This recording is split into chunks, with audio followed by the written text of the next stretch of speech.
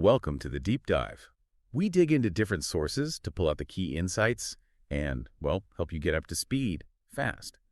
Today we're exploring something really fascinating: how knowledge actually gets made, and maybe more importantly, where it's not being found sometimes. We're looking at this disconnect between formal academic research and real lived experience, especially when it comes to autistic emotional distress. And what kicked this whole thing off, it was actually an Instagram meme that went viral. It said, anxious depressive attacks. Some autistic people don't spiral, we plummet. It's not a slow descent, it's a sudden crash. Just that simple line. From Autism with Goggles, it just clicked. It felt so incredibly accurate for so many, including the author of the main source we're diving into today. Right. So our mission really is to figure out why. Why can a meme feel more real, more accurate than stacks of peer-reviewed papers? We'll look at the real limitations and how academia often approaches this, and how communities are basically building their own essential knowledge, often totally outside those formal systems. Yeah, and it clearly struck a chord personally.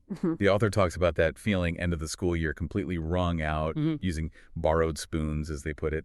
And it wasn't a gentle slide down. It felt like bam, straight through the floor, mid-crash. Yeah. That meme finally gave words to something they'd felt for years but just couldn't find anywhere in the official literature. Makes you think, eh? So let's unpack this plummet or crash idea. It seems so accurate for describing autistic emotional distress. And it's such a stark contrast to the typical neurotypical idea of a spiral, right? That slow build, the gradual decline into anxiety or depression. Exactly. For many autistic people, that slow build just isn't the experience. It's sudden. It's like a trapdoor opening beneath you, no warning slope. And it's really telling how the author first went looking for this in, the usual places. Academic databases, what they find.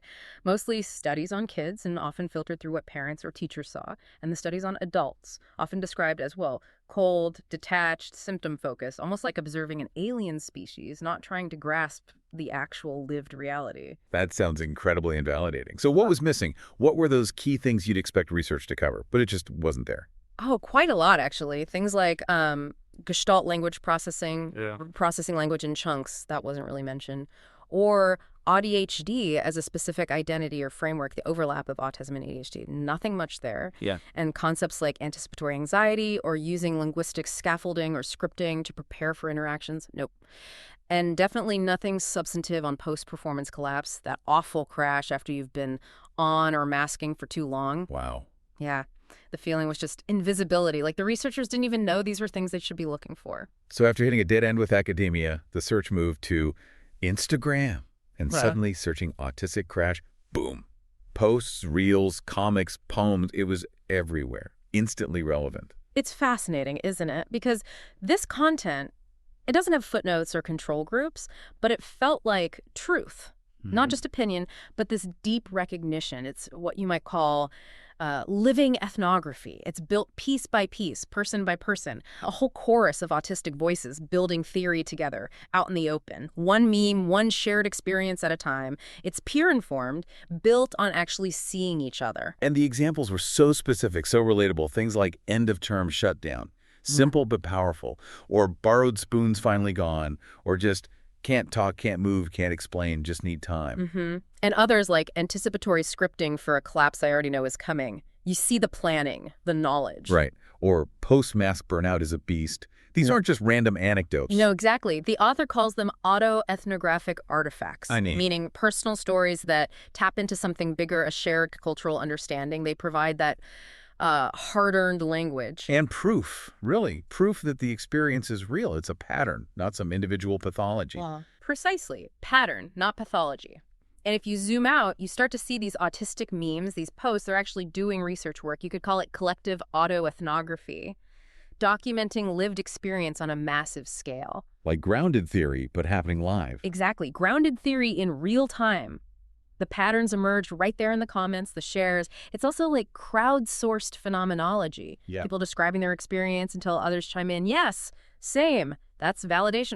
Traditional studies often miss entirely. And a really key point here is that this knowledge, it doesn't feel the need to translate itself for, a neurotypical audience. It can be messy, poetic even. It uses these gestalts, these vibes, metaphors that are somehow both vague and incredibly precise. Yes. And that's why it often feels truer in a gut way than a detached academic paper. But that leads to a big question, doesn't it? If the knowledge is there, Why isn't it considered legitimate? Right. That's the epistemic gap. Whose knowledge gets to count?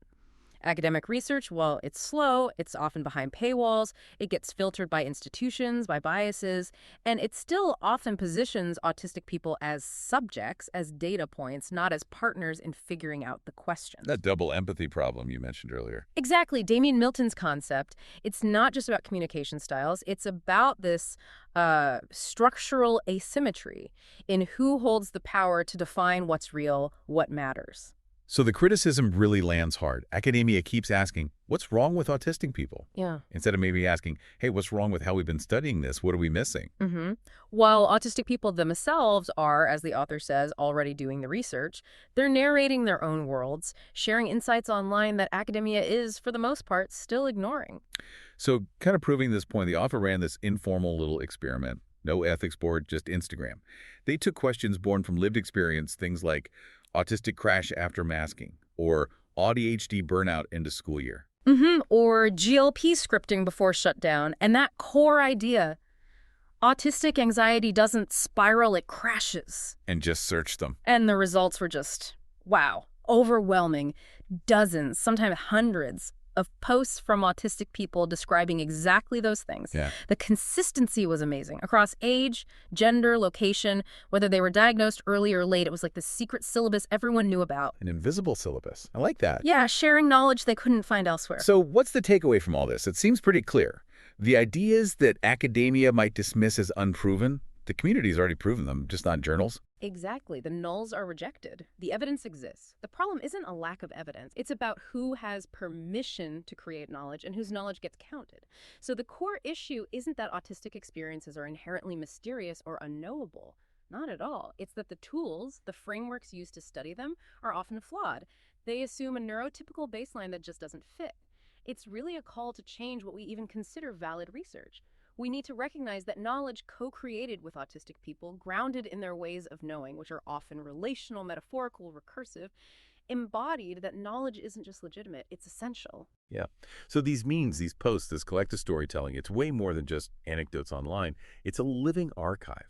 It's a methodology, a way of knowing, and honestly, it's a form of survival, finding that shared understanding. So here's something to chew on. If different ways of being in the world lead to such fundamentally different understandings of something like emotional distress, well, what other big truths might be hiding in plain sight, right outside those official academic or institutional walls, maybe in your areas of interest? What could you find if you looked past the usual gatekeepers and tapped into that living archive being built by people with that direct, embodied experience?